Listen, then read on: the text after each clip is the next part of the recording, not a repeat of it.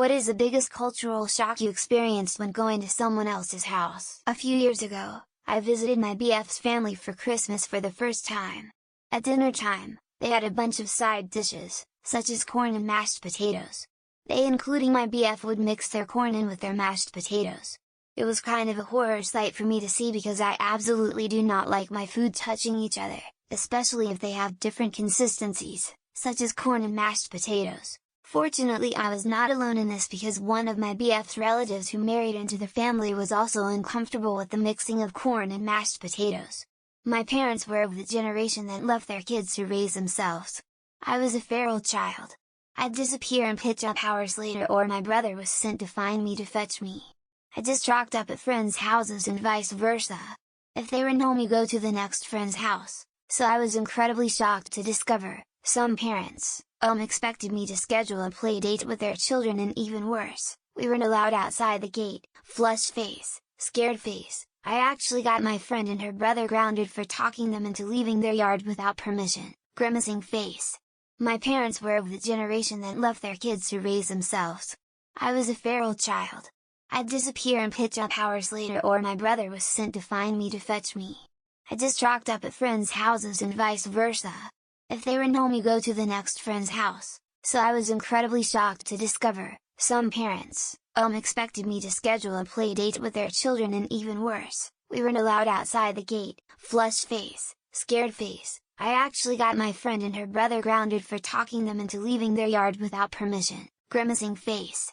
Went to fiancé parents' house for first time after over 18 months, granted they live in Philippines, but I was still shocked to see in a compound of 5 houses, entire extended family lives in this place. 4 or 5 houses don't have indoor plumbing, just a hand pump well in the center of 4 houses. You wash out of a plastic 50-gallon drum in a tub of water in a 10x10 room with 2 drains in the floor and a toilet in the corner that works off gravity. You just dump water down till it's clear again. It eventually goes to a septic tank. Not really going to someone's house, but I went to In-N-Out with one of my friends and her mother. I got the cheapest thing there, with no drink because it's expensive. Why would I want to make my friend's mother pay for it? I know how it felt for my mother to have to scrap up money when my friends asked for expensive things. At that moment, her mother told me I could get whatever I wanted, and I just remember being so shocked. I don't remember if I actually did get whatever I wanted, though. I was at my friend Dana's house for the first time, and spent the night. I remember being so in awe of how freely she spoke to her parents. At breakfast, her mom made buckwheat pancakes, and Dana spat out, "What is this shit, Mom?" I was stunned into silence, mouth agape. And her mom said, "I was just trying something new." And she sounded so hurt. Nobody I knew would challenge their parents like that, much less curse at them. And with zero repercussions, I think my brain exploded. I remember one of my teen friends walking barely naked around the house in front of their parents and siblings as it was the most natural thing in the world, which it is, to be fair, but it blew my mind at the moment. My mom raised me and my siblings in a home with a big sense of modesty about being naked, especially once we were teens, so when I saw her feeling so comfortable being naked around other people, I would be more surprised if their dogs started talking. My ex is living in his coach's house. They are Nigerians and I'm Filipino. Every time my ex is inviting me to go in that house, he doesn't ask first his coach if I am allowed to come. That for me is kinda unrespectful as a Filipino. My ex just keeps saying he knows you and it's fine to go here anytime.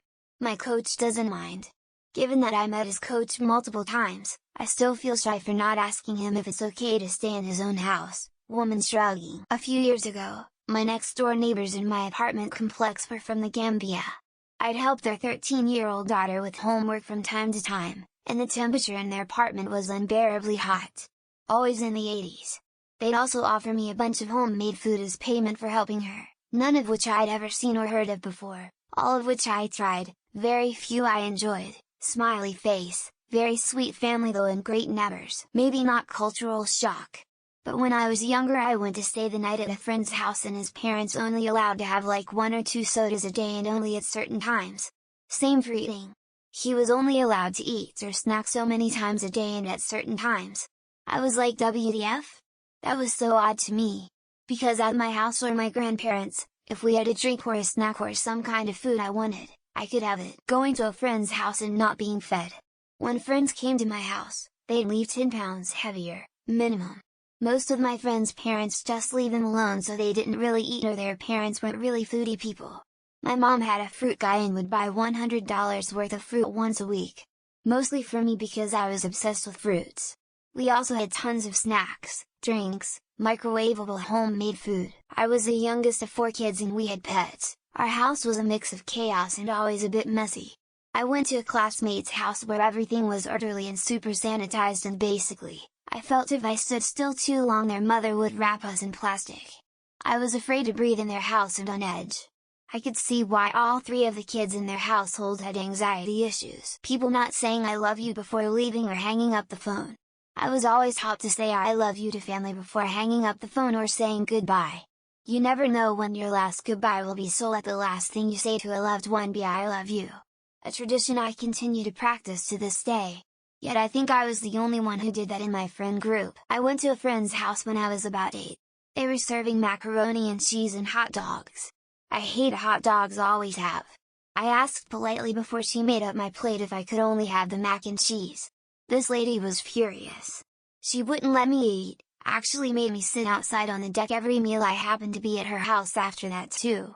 That was a shock. Growing up, was definitely seeing homes that were clean, tidy and looked nice, that in well-stocked food cupboards, made me feel very angry and hard done by, but over the years getting lots of therapy, having my own struggles, and growing up, made me see the real reasons behind it, and be more understanding and able to forgive poor mental health, left untreated. I don't know if it counts, but I went to a buddy's house to get some weed from him.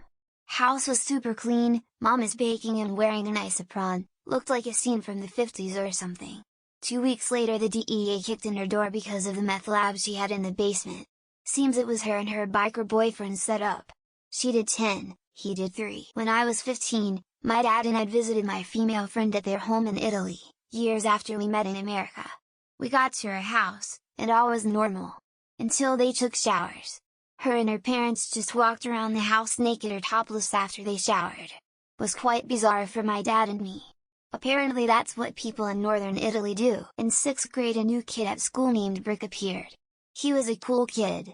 When I went to his house, there was absolutely no furniture in the common areas, a cement slab floor, and a big bird cage with a monkey in it. All around the floor under the cage was yellow monkey poop the color of French's mustard. This was in Phoenix, Arizona. I'm first-gen American Asian. Due to TV serial commercials while watching Saturday morning cartoons, I grew up believing that white people would simultaneously have a glass of milk and a glass of OJ in the morning as part of this complete breakfast.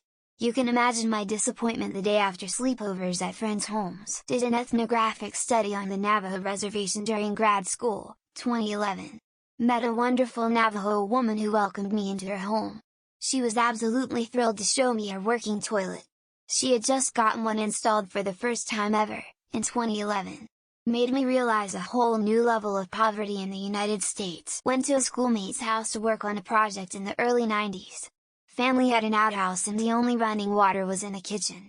Apparently when they self-built the house, parents kept fighting about where to put the bathroom so they just didn't. I never had the nerve to ask her how they bathed. Hung out with my college roommate's family around Christmas. No books in the house, none. This was early aughts. She told me her parents didn't want challenging books in their house to make the kids feel stupid. The parents were professors at her college. My roommate and her siblings were fucking stupid. Oh, I remember entering a house in another country that had air conditioning for the first time. It was so weird and the air felt so false, still does, that I tried to go outside immediately, wondering why people lived in places with weather they don't like and how trapped they must have felt. I was 7. Feelings remain. As a kid, middle school, I'd visited a friend's house who was Asian. The house was furnished and decorated in that tradition.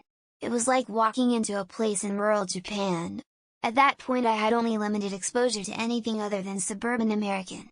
I was blown away. I believe Feng Shui is a very real thing. I house sat for a colleague during my PhD. I knew they were well off, husband had a thriving business, so it shouldn't have come as a huge surprise. What was a surprise was that the guest room had a queen-size bed, as did the bedrooms of the 2 daughters aged 7 and 4. King size in the main bedroom, of course. That they wouldn't wash the dust of clean plates, silverware, cups from cupboards before using them. My mom was a bit of an extreme cleaner and I just thought it was normal to do it. In her defense, I have been to the house she grew up in, and there was dust all the time, everywhere. When I was a teen, I was genuinely shocked to see that other families actually loved each other and wanted to interact and say nice things to each other. I kept expecting it to turn dark, and when it didn't I had no idea what to do and felt completely ashamed and out of place. As a kid, I visited some friends who had scary yes sir no sir fathers who were quick to use a belt on them. None of those guys turned out well as adults, I might add.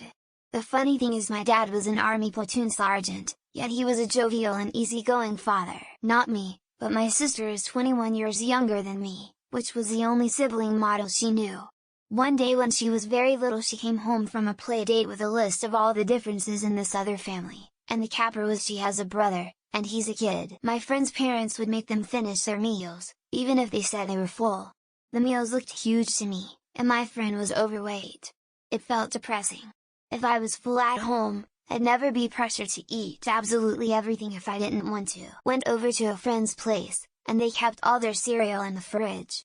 I thought it was a bizarre culinary choice, but I later learned it was their secret to crispy cereal. Needless to say, my breakfast routine was forever changed that day. My wealthier childhood friend had Central Air.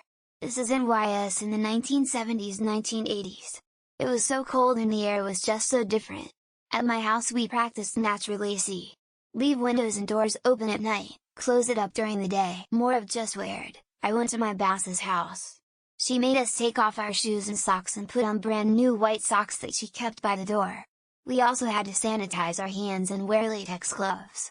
This was way before COVID. I had a Muslim friend in middle school. His father didn't want English spoken around their youngest, so we were basically stuck to one room. My best friend growing up was part of a very Macedonian family. That was just fun. When my friend's Russian grandmother chased me with a shoe and yelled at me in Russian. I didn't know why she was angry, but all my friend would say is that it had something to do with where I put my shoes when I entered the house. What is considered clean versus dirty versus sterilized versus hoarder, change the order as you see fit. My house growing up had to be sterilized 2-3 times a week and I thought that was regular clean. My mill is just shy of being a hoarder. In Canada it's apparently customary to take your shoes off when you go in someone's house even if you don't know them that well. I'm from the US where that would be weird and rude to that unless you're staying there overnight. I'm an international student in the USA. I lived with my granduncle for 6 months and one of the cultural shocks that surprised me was that he had carpeted floors in his bathrooms. And also the lack of bidets in America.